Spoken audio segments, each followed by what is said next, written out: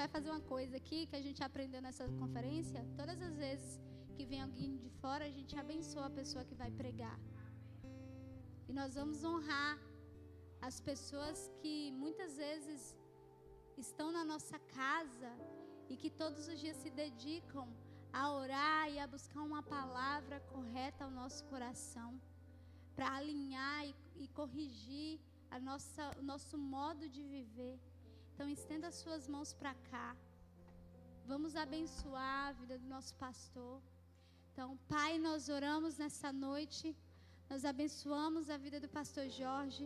Nós oramos para que o Teu Espírito Santo use com graça e com sabedoria. Nós oramos, Jesus, para que o Senhor prepare o nosso coração para receber essas palavras.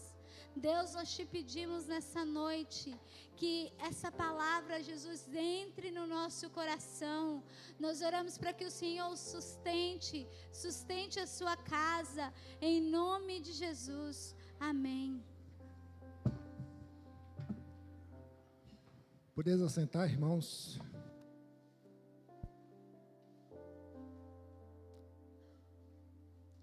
Glória a Deus. Amém. Quero convidá-los a abrir a Bíblia Sagrada em Provérbios 4. Versículo de número 14.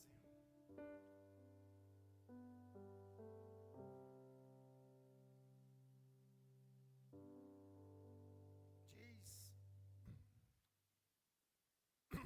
a Bíblia Sagrada o seguinte: não entres nos atalhos dos ímpios, não percorras o caminho dos maus. Em Salmos 119, versos 59, diz: considerei os meus caminhos e voltei os meus pés para os teus testemunhos. Por último, Isaías 45, versículo de número 2. Eu irei adiante de ti e endireitarei os caminhos tortos. Amém?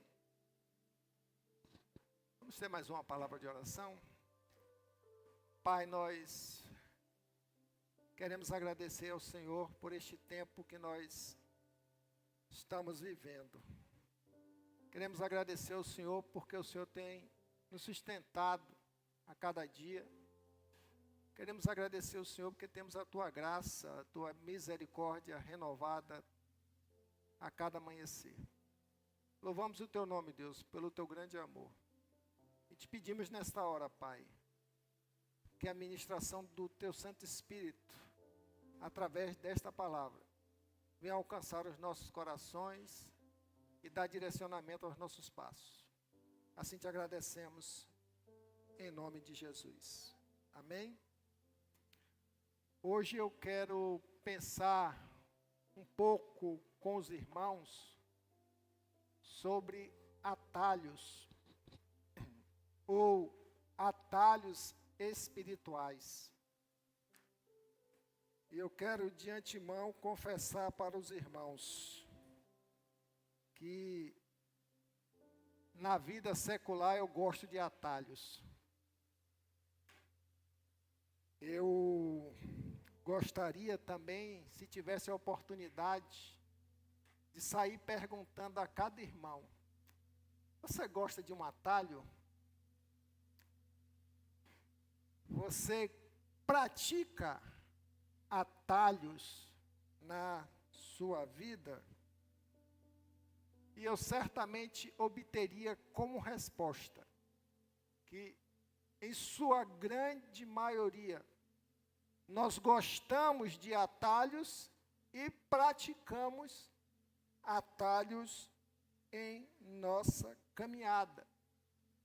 sendo certo que provavelmente você esteja praticando um atalho ou correndo atrás de um atalho para resolver determinadas situações ou demandas que você vem enfrentando. A gente precisa ter o entendimento e se perguntar: por que eu gosto de atalho? E a resposta certamente é bem simples. Porque atalhos geralmente são eficientes. Atalhos, ele torna algo que é longo, tedioso, difícil, custoso, em coisa rápida, sem esforço e fácil. E é assim que pensamos. A gente gosta de atalhos. E por que isso? Na vida secular, nós vivemos num tempo de muita pressa, de muito corre-corre, de muita demanda. É o tempo que a gente vive, a gente não tem como correr dessa realidade. É muito difícil você auto-se dominar plenamente diante desse contexto de tempo que nós vivemos. E dentro desse contexto, deste corre-corre, nós temos realidades em nós que a gente busca muito a cultura do valor supremo das coisas, do fazer mais, muito mais, em menos tempo. Muitas vezes a gente nem saboreia uma bênção, uma vitória, uma conquista, porque a gente já está correndo atrás de outras demandas. A gente não tem tempo para aproveitar as bênçãos de Deus, devido a essa agitação de tempo que a gente vive. A gente entende também que atalho tira de nós uma coisa que nós não gostamos, que é de fazer esforço. A gente não gosta de se esforçar.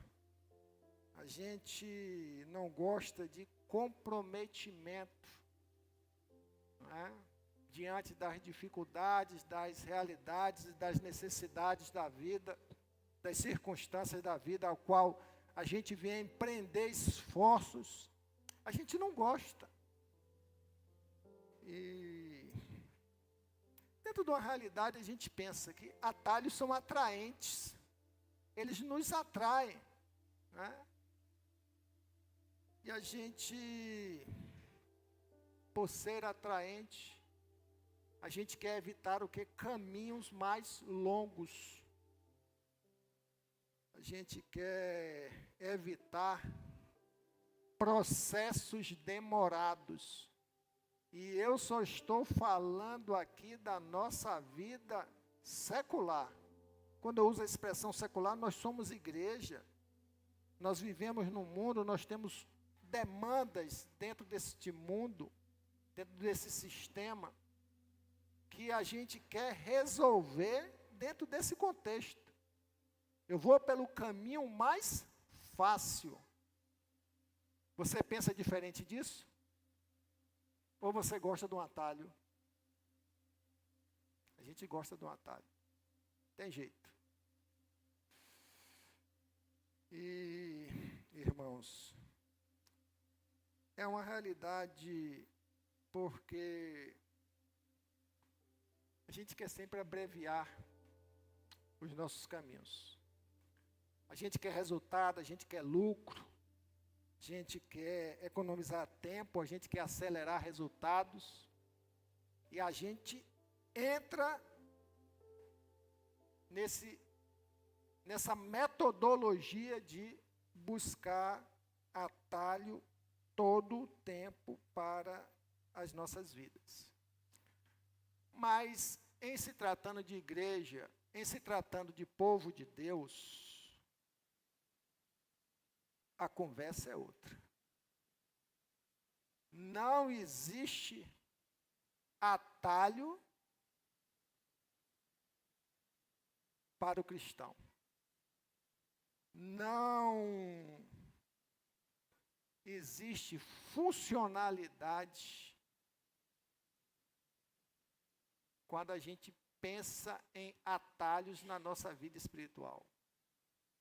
O reino de Deus é um reino de processo completo e não de atalhos. E a Bíblia, ela tem nos revelado, desde do Gênesis até o Apocalipse, que a história do povo de Deus sempre buscou essa prática de realizar atalhos. E assim, essa prática, ela traz para nós o entendimento de encurtar ou adiantar processos de Deus, propósitos de Deus, planos de Deus para as nossas vidas. A gente trata a nossa vida espiritual como trata a nossa realidade secular. Está entendendo? E não funciona assim. Na sua vida secular, você quer os atalhos para facilitar. E na vida espiritual não existe isso. Porque Deus é um Deus de processo completo. A Bíblia nos dá inúmeras lições. Vou citar 2 ou 3 aqui, só para que a gente possa se sintonizar. Abraão e Sara. Deus levanta Abraão, levanta aquele casal, lança uma promessa sobre a vida daquele casal, que Sara teria um filho. E leva-se 10 anos dessa promessa se realizar. Só que a Sara falou assim, não, vou buscar um atalho para resolver esse problema. Entregou a sua serva, e olha que problema sério a humanidade paga até hoje, porque uma pessoa resolveu encurtar os propósitos de Deus. Não teve paciência, não teve entendimento, não teve a maturidade de deixar que Deus agisse no tempo certo. Deus vai e levanta um homem chamado Saul como rei de Israel, o primeiro rei de Israel. Aquele homem recebe a unção do Senhor e ele recebe uma orientação que ele não faça nada sem a cobertura do sacerdote. O sacrifício deveria ser realizado pelo sacerdote. Saul é instado para ir para uma guerra.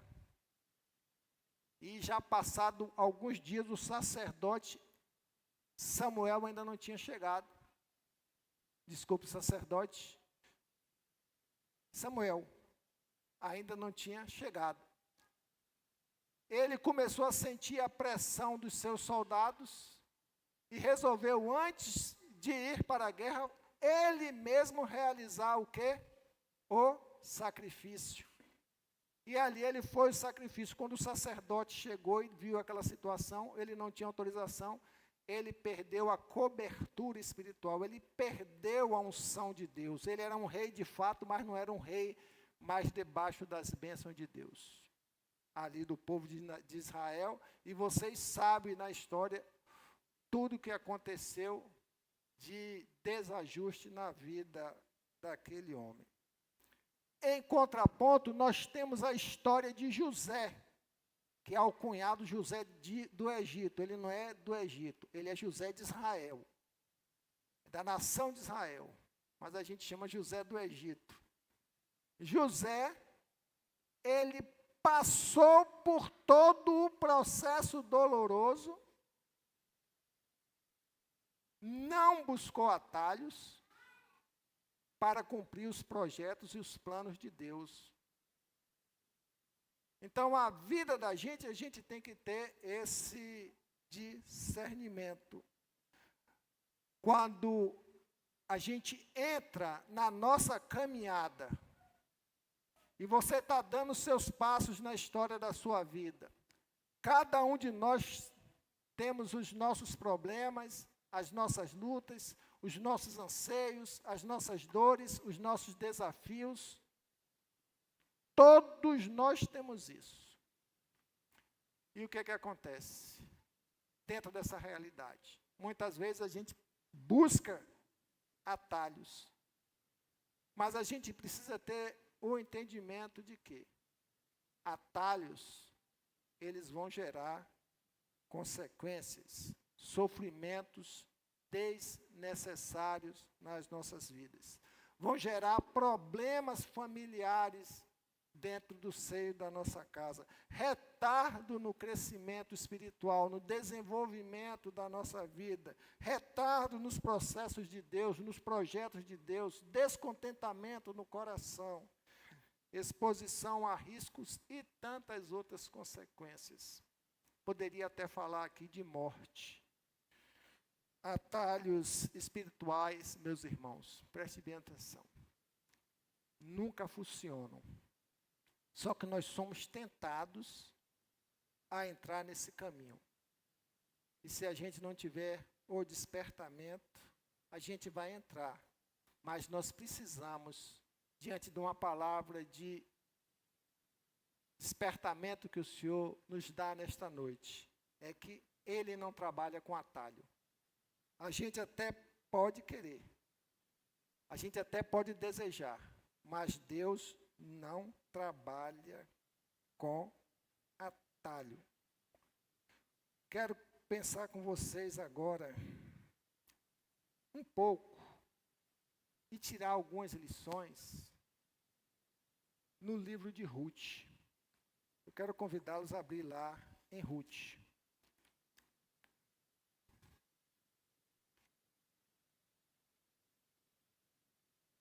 Em Ruth, só lerei capítulo 1, de 1 a 5. Nos dias em que os juízes governavam Israel, houve grande fome na terra. Por isso, um homem deixou o seu lar em Belém de Judá e foi morar na terra de Moabe, levando consigo esposa e 2 filhos. O homem se chamava Elimeleque e a esposa Noemi. Os filhos se chamavam Malom e Quilion. Eram efrateus de Belém de Judá. Quando chegaram a Moabe, estabeleceram-se ali, ficaram ali.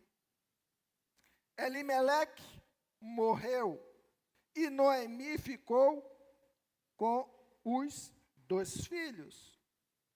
Eles se casaram com mulheres moabitas e se chamavam Ruth e Orfá.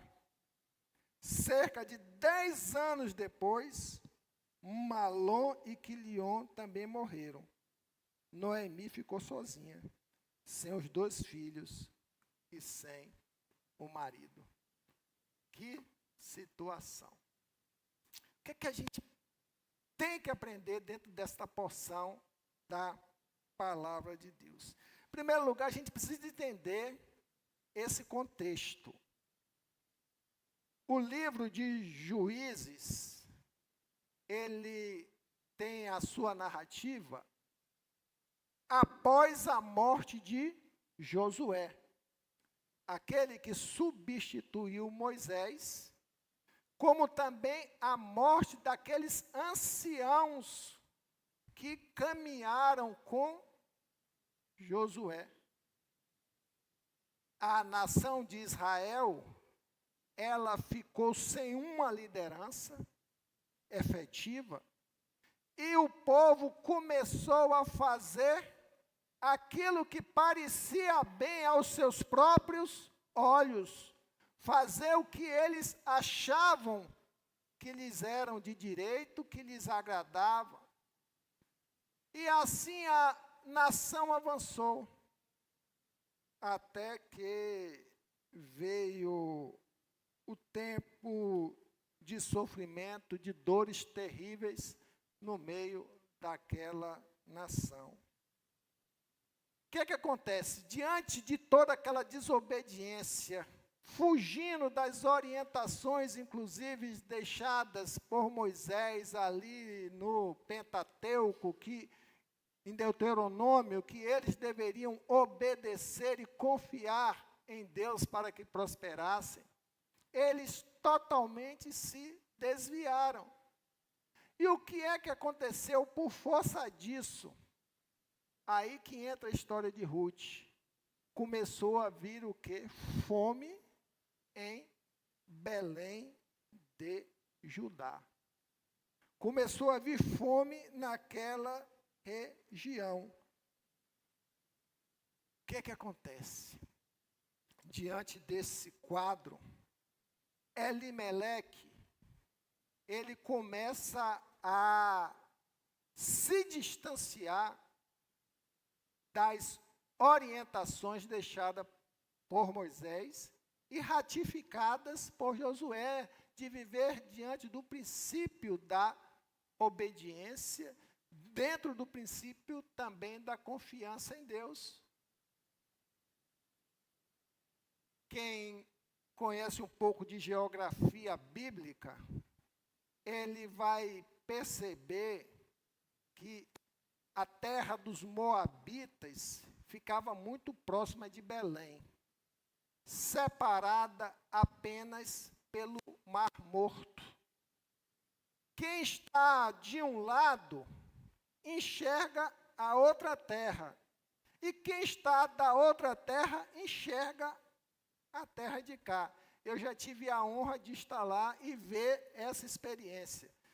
Você vê a terra da Jordânia, que é a antiga terra de Moabe, né? E você vê as montanhas do outro lado visualmente. Agora imagine, você está passando um processo de fome na sua região. E olha do lado de cá, as campinas de Moabe verdejantes, tudo bonito, com alimentação farta. O que é que você faz? Eu estou aqui com sérios problemas, minha terra sem comida, e lá está tudo muito bom. Aquele homem começou a encher o coração e buscou o quê?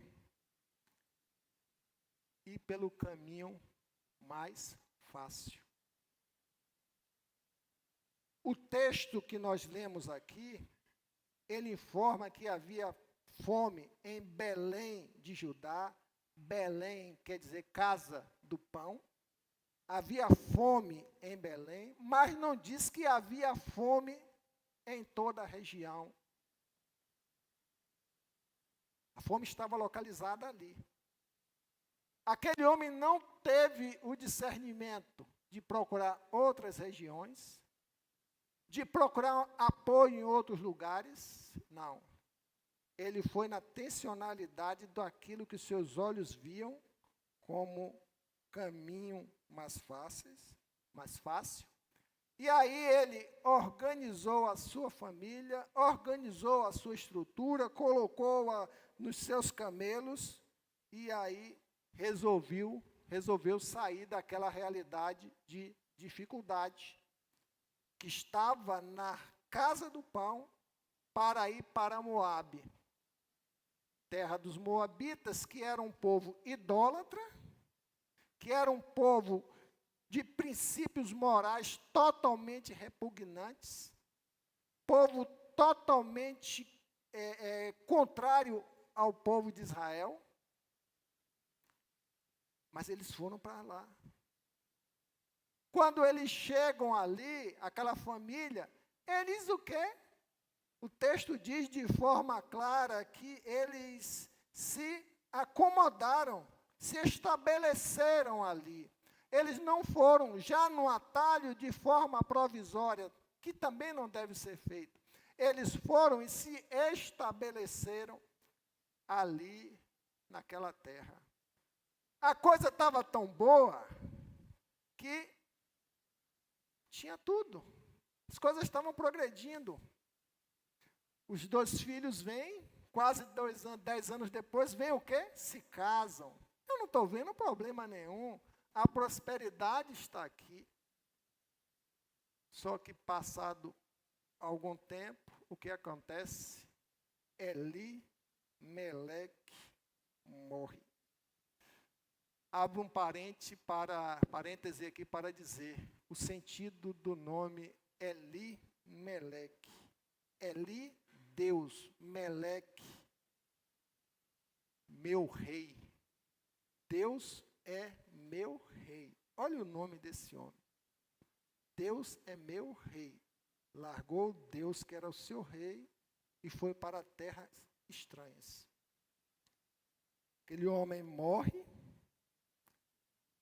e a gente precisa, dentro desse contexto, analisar também que os seus filhos morreram, e, por último, a sua mulher ficou sozinha, abandonada em terras estranhas. Um atalho que, à primeira vista, parecia bênção, se tornou o quê? Em maldição, porque fugiu dos propósitos de Deus.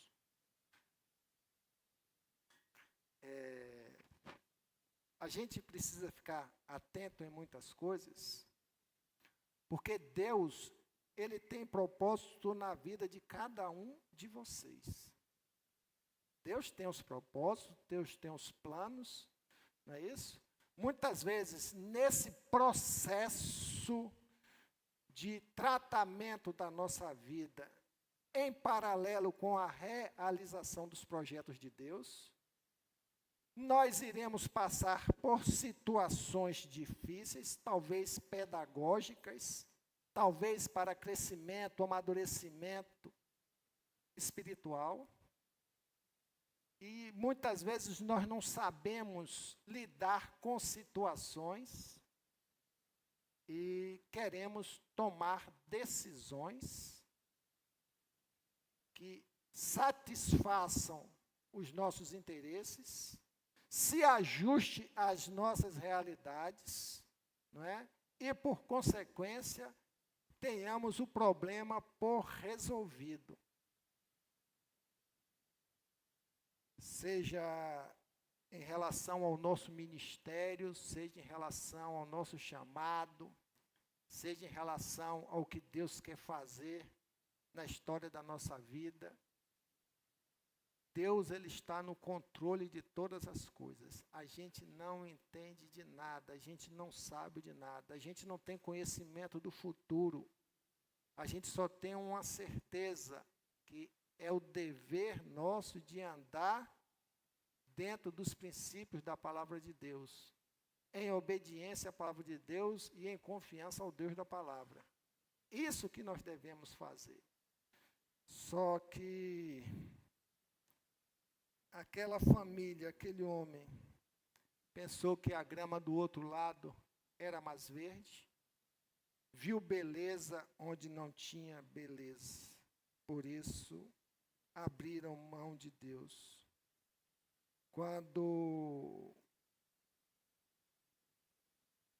a gente fica nesses momentos de dificuldade, a gente começa a procurar soluções fora das promessas de Deus. As dificuldades da nossa vida nos levam a buscar soluções fora daquilo que Deus planejou. E isso que se chama atalhos espirituais. São soluções buscadas pelo homem para resolver situações dentro de planos e projetos de Deus. A gente precisa refletir, e isso levando uma confrontação pessoal. Como é é que você age? Como é que eu ajo quando eu estou enfrentando as lutas, os problemas espirituais? Como é que eu ajo? Como é que eu tenho dado respostas a essas demandas?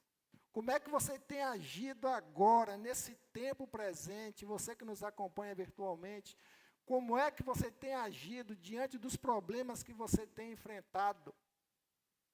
Você o está enfrentando ou você está buscando, correndo atrás de atalhos para resolvê-los?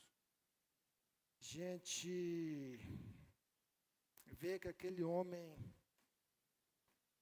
leva a sua família para uma realidade fora da terra prometida.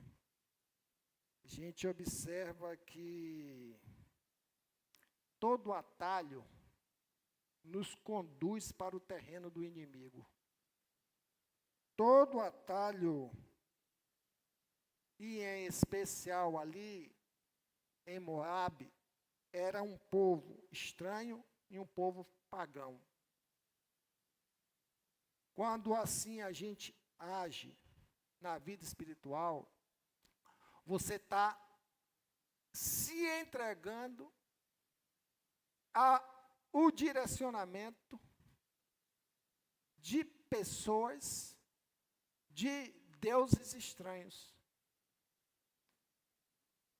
Porque você fugiu do direcionamento de Deus. Você passou a caminhar com a intenção e o desejo do seu coração. E esse é um grande problema. A nossa tentação.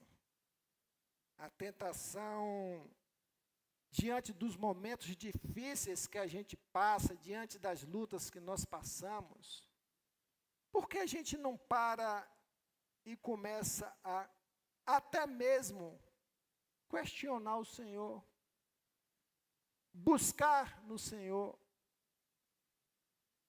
Por que não esperar pelo Senhor? Por que não esperar pela provisão de Deus diante do tempo de falta? Por que não orar e descansar? A gente esquece que nós somos um povo chamados para viver em obediência, confiando nas promessas de Deus. Deus, diante de toda a peregrinação do povo, da saída da escravidão do deserto, durante todo aquele percurso, o Senhor sustentou, cumpriu suas promessas e entregou aquele povo na terra prometida. Eles passaram por dificuldades, tiveram que caminhar no deserto 40 anos, tiveram, para ser moldado, para entender que havia um Deus.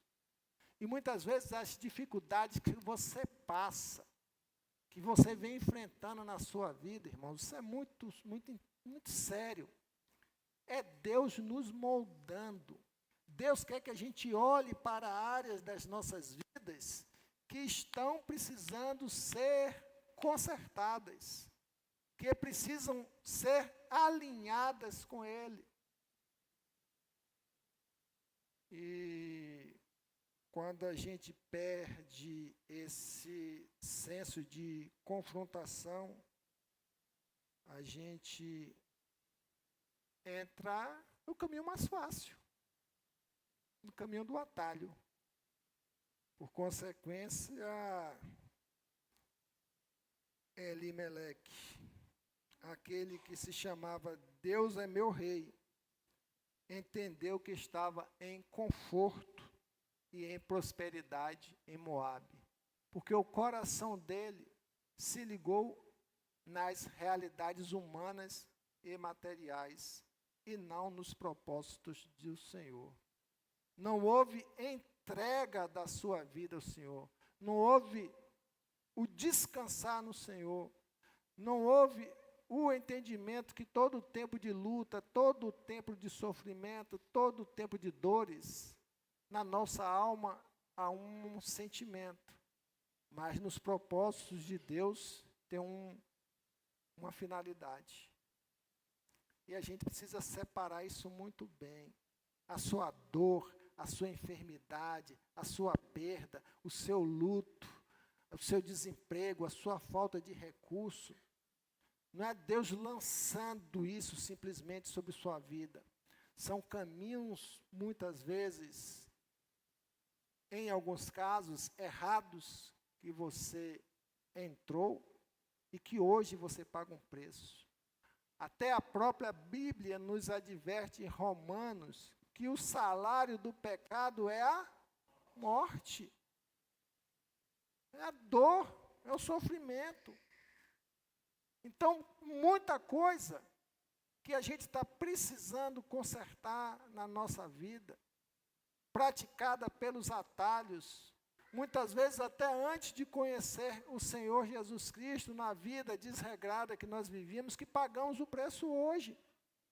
E hoje a gente precisa viver essa realidade e entregando a Deus o direcionamento da nossa vida. O pecado, ele é prazeroso por um momento, mas ele traz as consequências. O pecado de se afastar de Deus, o pecado de entrar em atalhos, ele pode ter consequências, conforme aquele texto de Elimeleque, mortais, tanto física, como morte emocional, como morte espiritual. Noemi, ela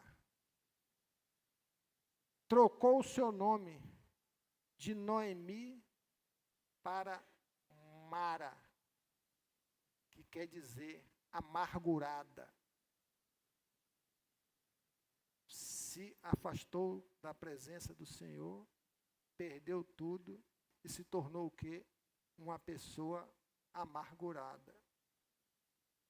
Gente aprende dentro desse contexto que eu quero trazer para os irmãos nesta oportunidade, é que dentro de 3 situações para a gente fechar essa reflexão, é que o atalho, aparentemente, ele traz para nós uma sensação de conforto. Para Elimeleque e sua família, aquela mudança de deixar a casa do pão, ou seja, o direcionamento, o centro, e buscar uma nova realidade fora de Deus, aparentemente nos gera conforto.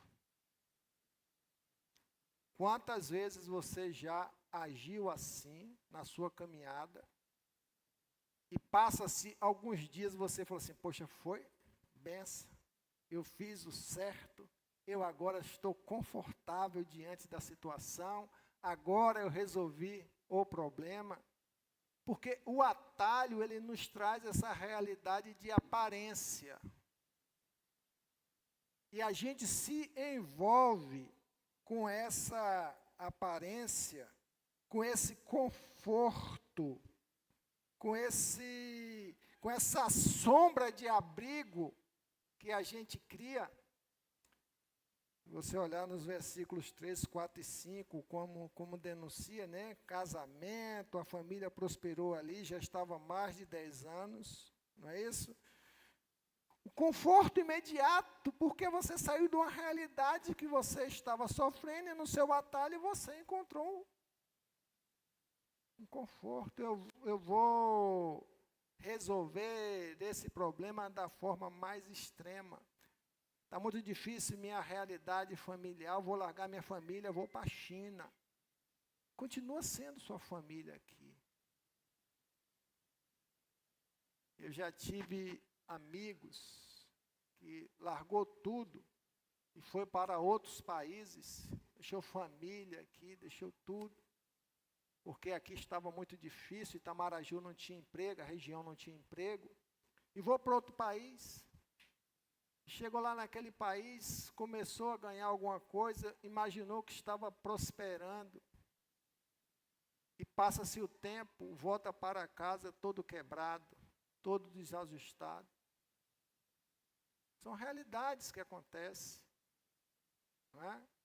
Muitas vezes a gente larga uma estrutura profissional que nós temos e nos envolvemos com promessas de que vai ser melhor, nós vamos ganhar isso, vamos ganhar aquilo. Aceita um emprego que vai te afastar da casa de Deus, do seu tempo de dedicação ao Senhor, porque você vai ganhar mais. Aquele conforto imediato vem, mas com o tempo você começa a perceber o prejuízo que você tomou na sua vida. São realidades que a gente precisa pensar e que vão acontecer. A gente continua vivendo no conforto, porque o marido de Noemi morreu, o Elimeleque, que Deus é o meu rei, e ficou os filhos. Ela falou assim: meus filhos estão bem aqui, ó. Minha esperança está onde? Aonde? Nos meus filhos, dos meus 2 homens para cuidar de mim. Mesmo casado, eu tenho meus filhos aqui na terra de Moabe. E os 2 filhos morreram. E a esperança daquela mulher ficou sem sentido, porque ela estava em terras estranhas, onde a prioridade era cuidar dos órfãos e das viúvas. O que acontece? Moabe não vai prover as suas necessidades. Moabe não vai te trazer esperança. Moabe não vai trazer soluções para os seus problemas. Moabe não vai matar a sua fome. Moabe é uma ilusão criada por nós para diminuir ou abreviar os processos de Deus nas nossas vidas. Por isso, irmão, eu quero que você me escute. Deus, Ele está nos advertindo nesta noite que a gente precisa sair dos atalhos e voltar para o caminho. Só que Deus, Ele não vai ficar esperando sempre. Deus não vai ficar esperando o tempo todo. Aquela família teve a oportunidade de retornar, não retornou. Aquela família continuou ali no conforto aparente e não voltou. Moabe, ele tem uma característica de fazer uma estadia curta para ser de longo prazo. Você se acomoda quando você está lá fora. O que você fala assim, eu só vou ali dar uma olhadinha, resolver esse probleminha, você acaba ficando preso em Moabe. Moabe nos prende.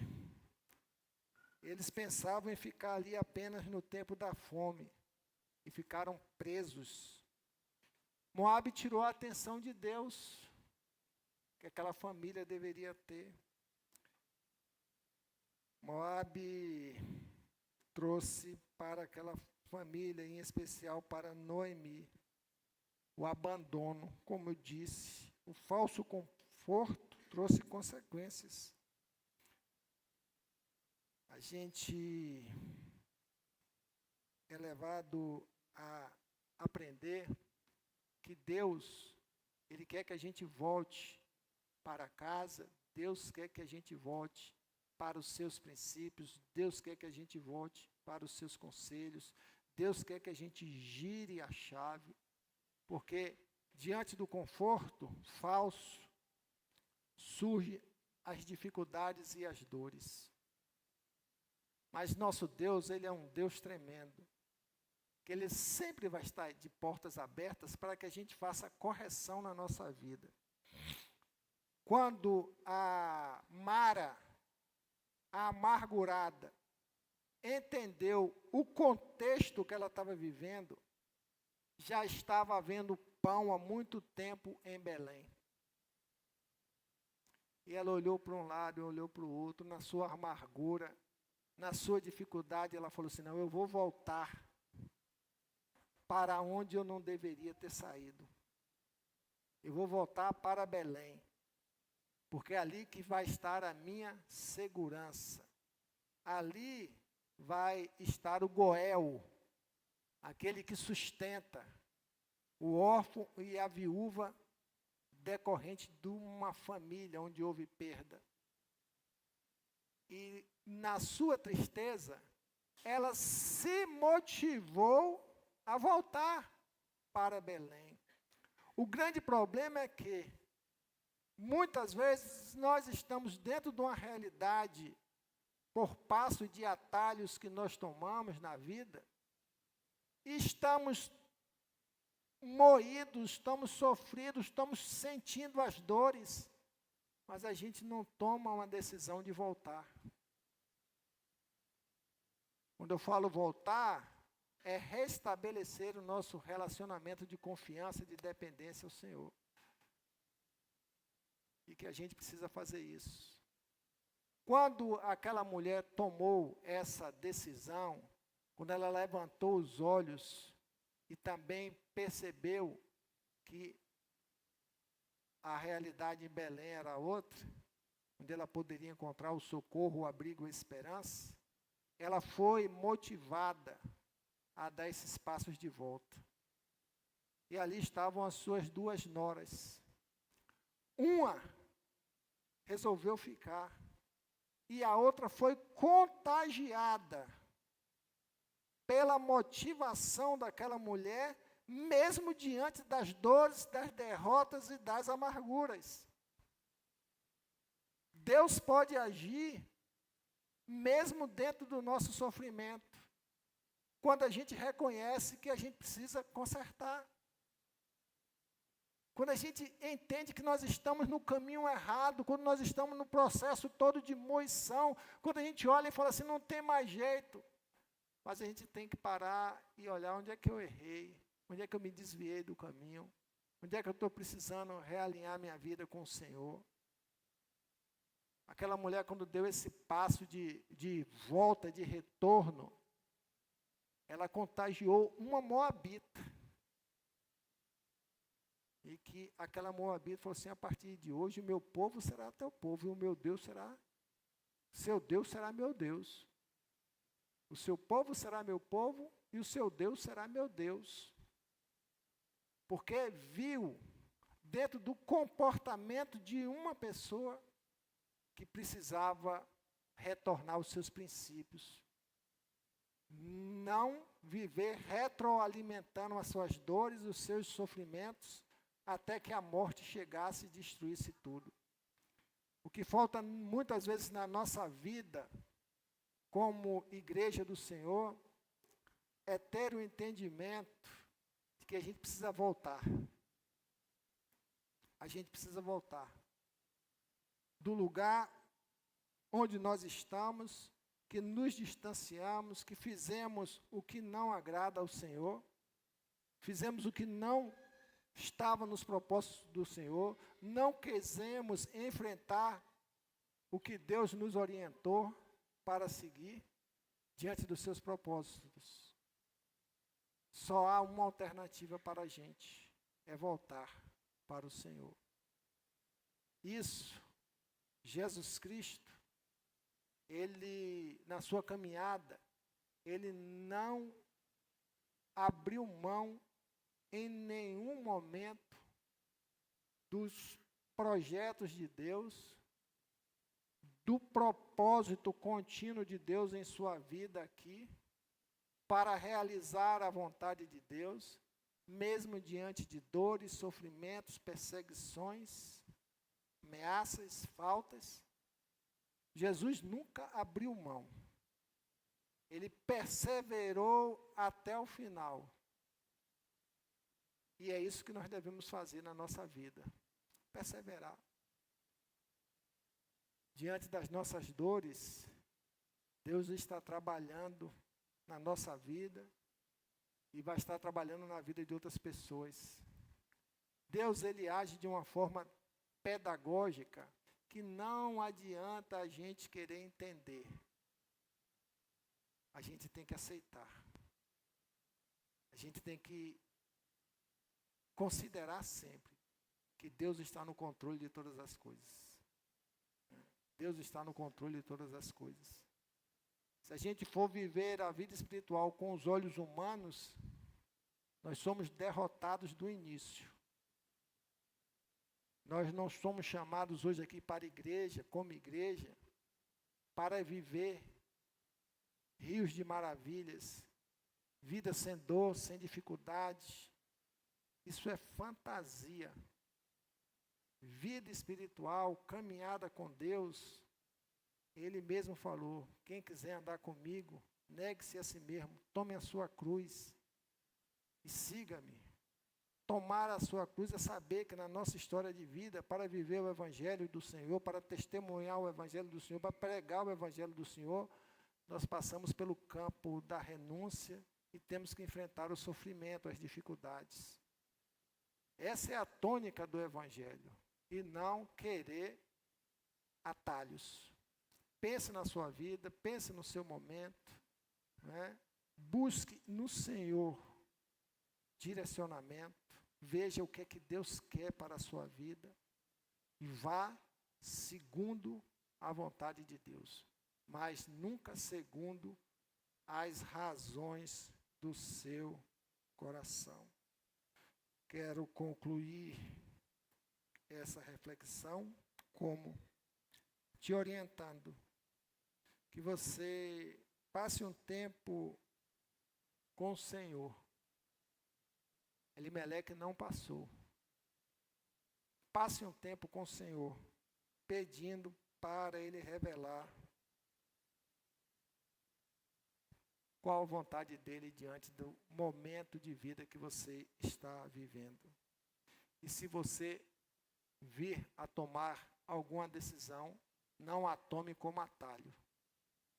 A tome como resposta de oração em sua vida, mas nunca como atalho.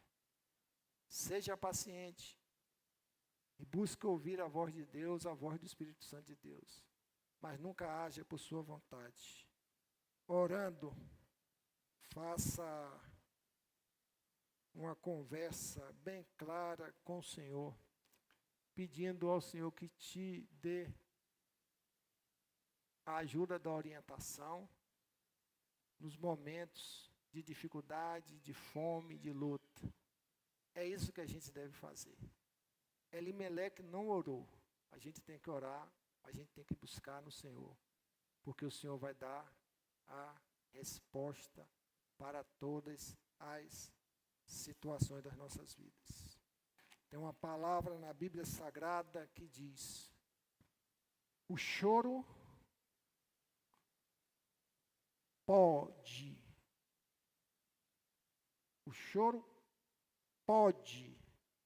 durar uma noite, mas a alegria vem ao amanhecer. Como é que nós traduzimos isso? O choro, a dor, não está falando aqui de um tempo físico, noite, dentro da temporalidade nossa. O choro pode durar uma noite, a escuridão, a falta de pão, a dificuldade. Pode durar enquanto você estiver assim vivendo nos seus atalhos. Pode durar uma noite, um tempo de escuridão. Mas a alegria vem ao amanhecer. O amanhecer, ele está dizendo aqui. Quando a gente busca efetivamente a presença de Deus, o direcionamento de Deus, o descansar no Senhor, aí a alegria vem. Ou seja, o entendimento vem, a luz do Espírito Santo é lançada. Por isso que a gente tem que ter esse entendimento, de buscar sempre o Espírito Santo de Deus na direção das demandas das nossas vidas. Amém? Fuja dos atalhos, porque ele nos leva à morte. Vamos nos colocar em pé, vamos agradecer a Deus. O Senhor está nos chamando, depois de tudo que nós ouvimos esse final de semana, a perseverar no relacionamento com Ele. A experiência, a Bíblia Sagrada, ela nos exorta e nos mostra que Satanás, ele rouba a boa semente, o que é lançado no nosso coração. Ele rouba. E muitas vezes foi uma palavra de um tempo que não frutificou na nossa vida, porque a gente deu espaço para o inimigo roubar. O Senhor semeou no nosso coração, como igreja, no individual e no coletivo. É para que a gente esteja refletindo, meditando. Se você não se lembra, Deus hoje nos dá ainda um presente de termos tudo através da mídia gravado. Vou ouvir de novo agora o que Deus falou, vou me relembrar. Porque um dos grandes problemas nossos se chama o negligenciar a voz de Deus. E Deus falou muito aqui sobre as nossas vidas. E que a gente precisa estar perseverando. Não desconsiderar que o inimigo, ele rouba a semente, a boa semente que foi lançada. E essa semente, se a gente tiver com o coração aberto, ela vai frutificar. Vai crescer, vai abundar e vai transformar cada dia as nossas vidas. Amém? Feche seus olhos. Pai, nós glorificamos o Teu nome. Nós te agradecemos porque a Tua palavra, Deus, ela é poderosa. Ela é viva, ela é eficaz, ela nos limpa e quer nos manter limpo. Ela quer nos orientar, quer nos transformar. Ela quer nos mostrar o caminho que nós devemos seguir. Por isso, Pai, nos dá sabedoria a não deixarmos nos envolver com os atalhos dessa vida, mas buscarmos, ó Deus, com sabedoria, com entendimento. Entender que Deus é totalmente o nosso rei, e não um rei de boca para fora, mas um rei que habita em todo o nosso ser e que tem um direcionamento total das nossas vidas como servos do Senhor. Pai, nos abençoa, nos dá sabedoria nesse processo que nós estamos a caminhar, seja individualmente, seja como família, seja através da nossa família, seja como igreja. Nós vivemos um tempo de caminhar, de processo. E nós sabemos que todo o processo do Senhor tem uma finalidade para nos trazer a contemplação, a maturidade e a bênção. Que nós possamos estar firmes diante do Senhor. Louvado seja sempre o Teu nome. Nós te pedimos que o Senhor continue nos abençoando na sequência dessa semana. E que nós possamos corresponder ao Senhor com as nossas ações, com as nossas atitudes. Louvado seja sempre o Teu nome. Assim te agradecemos, em nome de Jesus. Amém? No sábado nós temos um compromisso aqui, dia 25. Não deixe de estar aqui prestigiando o trabalho, né, do nosso irmão Marcos Miranda. E vamos juntos estar aqui louvando e celebrando o nome do Senhor. Amém? Que Deus abençoe a todos. Dê um abraço ao seu irmão, sua irmã em nosso culto.